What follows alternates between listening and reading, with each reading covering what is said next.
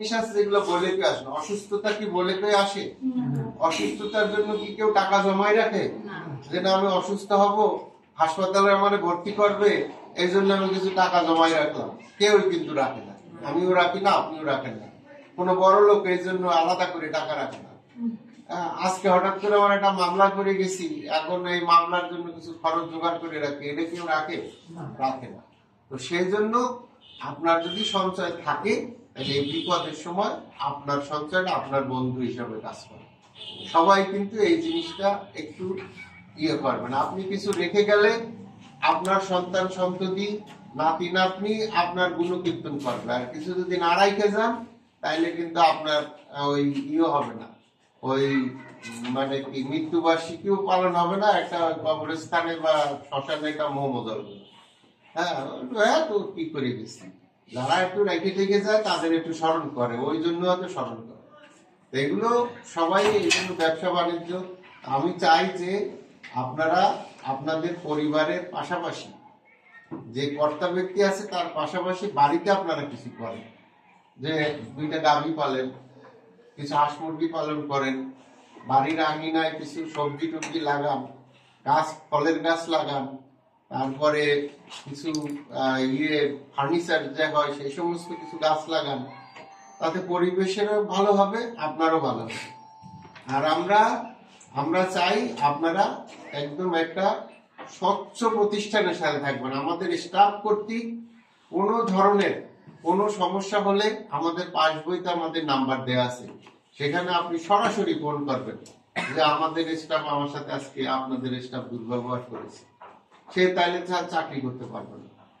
আর হলো আপনাদের যে কিস্তিটা দেন, এটা আপনাদের মাধ্যমে আমি কিন্তু চাচ্ছি যে সবাইকে জানাবেন যে আপনি যে কিস্তিটা দেন দিন শেষে আমাদের কিন্তু একটা মেসেজ দিয়ে দিই আমরা। এজন্য আমরা বাইরের কোম্পানিতে টাকা দিতে হচ্ছে আপনার জন্য, আপনার নিরাপত্তার জন্য। আমাদের আয় থেকে একটা টাকা এই মেসেজের জন্য খরচ করতেছি। আপনি মোবাইলে মেসেজ আদান প্রদান করেন, আপনি তো জানেন যে একটা মেসেজে কত টাকা কাটে। তাহলে আপনার প্রত্যেকটা কিস্তির জন্য আমি একটা মেসেজ দিচ্ছি আপনার মোবাইলে।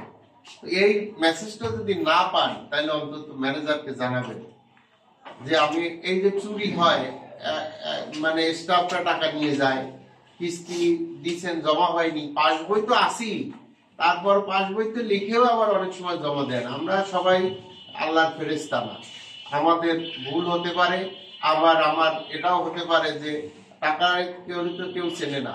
আমার এই যে ভাই কাজ করে, এই ভাই কাজ করে, আজকে তার ছেলে বা তার কেউ গুরুতর অসুস্থ হলো, তখন কিন্তু ওই চুরি করা মহাপাপ এই ভাববে না। কিন্তু পকেটে টাকা আছে, সেটা সদস্যের টাকা হোক আর যা হোক, আগে আমার ছেলেরে বাঁচাইনি, তারপর দেখবো কি করে, লাগে জমি বেচে বিদেশে টাকা দেবে।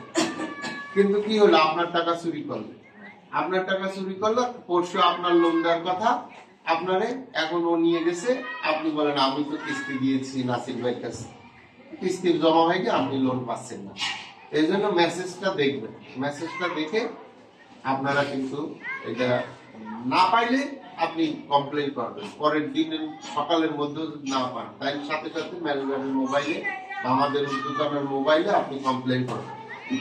আর হলো আপনারা সমিতিতে তো আসবেন, সবাইকে বলবেন যে ওই ঘরে বসে বসে না দিয়ে সপ্তাহে যেদিন বার পরে কিস্তির বারে আমার যেখানে বসেন, এখন শুক্রবার সময় উঠানে যে কোনো জায়গায় বসা যায়, তো বসে নিজেরা একটু নিজেদের মধ্যে আলাপচারিতা করবেন। তাইলে নিজেদের সুখ দুঃখ নিজেরা ভাগাভাগি করলে, গ্রুপটা তো ওই জন্যই করেছে যে আজকে আপনার কিস্তি দিতে পারবেন না, এই আপনার কিস্তিটা চালাই দেবে। হ্যাঁ, যে ঠিক আছে আমি কিস্তি আজকে চালাই দিলাম, তাহলে তুমি আমার 2 দিনের মধ্যে দিয়ে দিও। এই জন্য কিন্তু আমাদের গ্রুপ করা, নাহলে তো ওনারা ব্যবসায়ীদের মতো দোকানে দোকানে গিয়ে লোন দিতাম, আপনার বাড়ি বাড়ি গিয়ে লোন দিতাম, আপনি অফিসে এসে ফেরত দিয়ে যাইতেন। এই অফিসার গুলো তো আমার লাগতো না তখন। হ্যাঁ, এই অফিসার তো লাগতো না, আপনার আমি বাড়ি বাড়ি গিয়ে লোন দিতাম ঘরে ঘরে, যে আপনি অফিসে যাই কিস্তি দিয়ে আসবেন। হ্যাঁ, সপ্তাহে দেন, মাসে দেন, তাহলে আমার এই অফিসার কিন্তু দরকার হয় না। একজন অ্যাকাউন্টেন্ট, একজন ম্যানেজার আর একজন অফিসে আপনাকে চাটা খাওয়ানোর জন্য একটা লোক লাগছে আমার হয়ে যায়।